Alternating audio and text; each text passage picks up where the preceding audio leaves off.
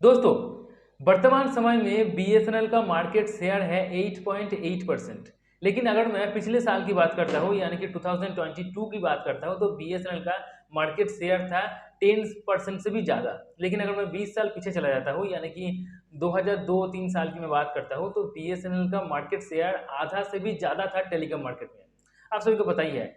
मैं बता रहा हूँ दोस्तों, 2002-3 साल में बीएसएनएल का मार्केट शेयर था 55.38%, यानी कि आधा से भी ज़्यादा। और उस टाइम पे बीएसएनएल इकलौता टेलीकॉम कंपनी था ऐसा नहीं है। बीएसएनएल के अलावा भी और भी टेलीकॉम कंपनीज था, लेकिन बीएसएनएल एक नंबर पोजीशन पे था। अभी मैं आपको बताना चाहता हूँ दोस्तों, कल के वीडियो में जो आपको बताया कि बीएसएनएल इकलौता ऐसा कंपनी है इंडिया में जो कि चंद्रयान 3 को इंटरनेट प्रोवाइड कर रहा है। चंद्रयान 3 को कम्युनिकेशन लिंक प्रोवाइड कर रहा है। इसरो के जो साइंटिस्ट है वो चंद्रयान 3 से बात कैसे कर रहा है? बीएसएनएल के नेटवर्क से बात कर रहा है। और बीएसएनएल का ये जो नेटवर्क है ये एकदम बढ़िया तरीके से काम कर रहा है। अच्छा खासा फोटो वगैरह वहां से आ रहा है, सब कुछ बढ़िया तरीके से काम हो रहा है।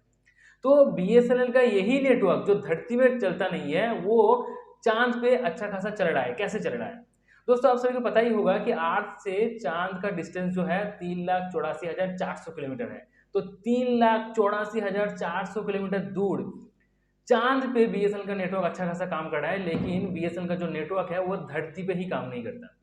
ये क्यों हो रहा है? इसको समझने के लिए दोस्तों आपको थोड़ा पीछे जाना पड़ेगा। एक्चुअली आपको ये समझना पड़ेगा कि बीएसएनएल कब से काम अच्छा नहीं कर रहा है और क्यों नहीं कर रहा है। दोस्तों, आप सभी को पता ही होगा कि बीएसएनएल जो है एक टाइम पे ब्रॉडबैंड सेगमेंट एंड उसके साथ टेलीकॉम मार्केट दोनों पे ही एक नंबर पोजीशन पे था। लेकिन 2008 और 9 साल जो है 2008 और 9 साल में बीएसएनएल ने सबसे पहले घाटा किया, सबसे पहले लॉस किया। और उसके बाद से बीएसएनएल आहिस्ता आहिस्ता लॉस ही कर रहा है। बीएसएनएल का 13 और 14 साल की मैं बात करता हूँ यानी कि बीएसएनएल 2013 और 14 फाइनेंशियल ईयर में 7,019 करोड़ रुपीस का लंबा बड़ा एक लॉस किया है। लेकिन वही मैं अगर बीएसएनएल के 3-4 साल की बात करता हूँ यानी कि 2003 और 2004 का फाइनेंशियल ईयर की बात करता हूँ तो बीएसएनएल 31,800 करोड़ से भी ज़्यादा प्रॉफिट करते थे। तब वो प्रॉफिट था। तो एक मोटा प्रॉफिट करने वाला कंपनी जो है 5-7-6 साल बाद ही ऐसे क्यों हो गया, ये आपको समझना पड़ेगा।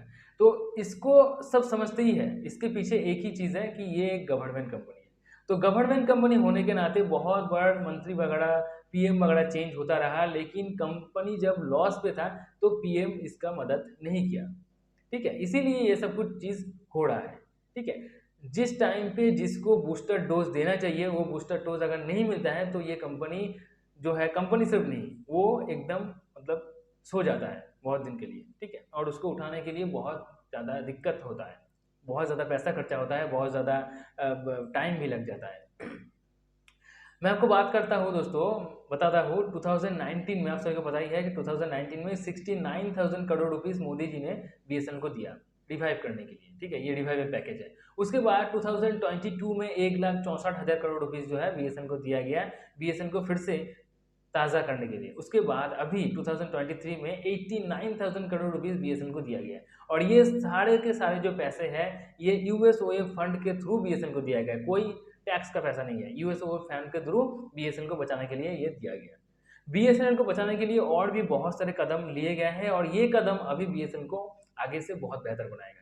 इसमें से 2 कदम सबसे बढ़िया है। एक तो है 2019 में बीएसएनएल का बहुत ज़्यादा एम्प्लॉयज़ था। ठीक है, अभी एम्प्लॉयज़ को हटा दिया गया है और आधा कर दिया गया है। ठीक है, ये जो आधा एम्प्लॉयज़ है यही आधा एम्प्लॉय इस कंपनी के लिए ठीक ठाक है। मतलब जो इससे भी कम मतलब एम्प्लॉय लेके ना प्राइवेट कंपनीज अपना बिल्डिंग ऊंचा कर रहे हैं, लेकिन अभी जो बीएसएनएल का एम्प्लॉयज़ है ये बीएसएनएल के लिए अभी ठीक ठाक है। और एक कदम लिया गया था 2023 में, वो भी बहुत बढ़िया है। बीएसएनएल के एम्प्लॉयज़ को एकदम बता दिया गया है कि आपको भी अभी प्राइवेट टेलीकॉम कंपनीज का जो एम्प्लॉयज़ जैसे काम करते हैं उसी तरह से आपको काम करना पड़ेगा, नहीं तो आपको भी छटाई कर दिया जाएगा। ठीक है, तो अभी बीएसएनएल के जो एम्प्लॉयज़ है आगे से बहुत ज़्यादा सुधर गए हैं। और पीएम जो है हमारे पीएम नरेंद्र मोदी जी, उन्होंने भी मतलब बीएसएनएल को पैसा वगैरह देके ताज़ा करने की कोशिश कर रहे हैं। 2022 से बीएसएनएल फिर से ताज़ा हो रहा है। 2008-9 के बाद से ना बीएसएनएल 10-12 साल तक एकदम मतलब दब गया था, लेकिन अभी फिर से बीएसएनएल काम करना स्टार्ट कर दिया है और 2024 तक जब BSNL अपना 4G लॉन्च कर देगा तो BSNL आगे से फिर से अपना सब्सक्राइबर जो है अपने से ऐड करना स्टार्ट कर देगा। जून 2024 तक BSNL का जो 4G है वो पैन इंडिया पे आ जाएगा और तब तक आपको BSNL का 5G का डेमो भी दिखने को मिल जाएगा।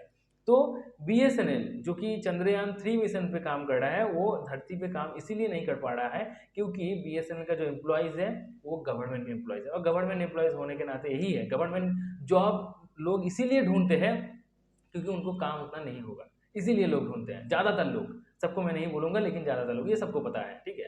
तो ये एम्प्लॉयज़ का भी दोष है और थोड़ा मंत्री वगैरह जो चेंज होता रहता है ये सब कुछ थोड़ा है, इसीलिए गवर्नमेंट टेलीकॉम कंपनी होने के नाते ये सब कुछ कभी कभार हो जाता है। तो कब इसको बूस्टर डोज देना चाहिए, कब इसको थोड़ा टाइट करना चाहिए, ये जो है सबको पता होना चाहिए। तो ये सब कुछ हो गया है, इसीलिए अभी BSNL डूब गया था और हमारे अर्थ पे भी उतना ज़्यादा काम नहीं कर पाता क्योंकि कहाँ टावर बिठाना है, उस टावर का मेंटेन करना है, ये सब कुछ उतना पता नहीं है उनको।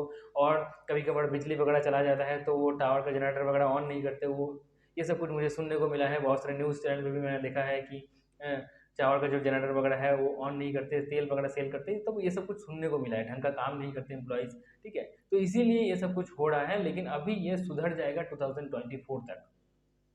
2024 में BSNL का जो टोटल मतलब रेवेन्यू की बात करता हूँ, अगर पैन इंडिया पे रेवेन्यू की बात करता हूँ तो 30,000 करोड़ से भी ज़्यादा हो जाएगा, ये एक्सपर्ट्स के द्वारा कहा गया है। और 2026 तक BSNL का जो मार्केट शेयर है वो 20% से भी ज़्यादा ऊपर हो जाएगा, ठीक है। तो आपको इसके बारे में क्या लगता है नीचे कमेंट में ज़रूर बताइए। वीडियो को पसंद आने पर लाइक ज़रूर कीजिए और अगर अभी तक मेरे चैनल को सब्सक्राइब नहीं किया है तो सब्सक्राइब करके बेल आइकन को प्रेस करके मेरे साथ जुड़े रहिए हर इवनिंग के 8:30 बजे BSNL रिलेटेड हर एक अपडेट जानने के लिए। उसके साथ साथ प्राइवेट टेलीकॉम कंपनीज का जो मेन अपडेट होता है वो भी मैं देता हूँ आप लोगों को। चलिए दोस्तों, आज के लिए इतना ही। Goodbye and take care.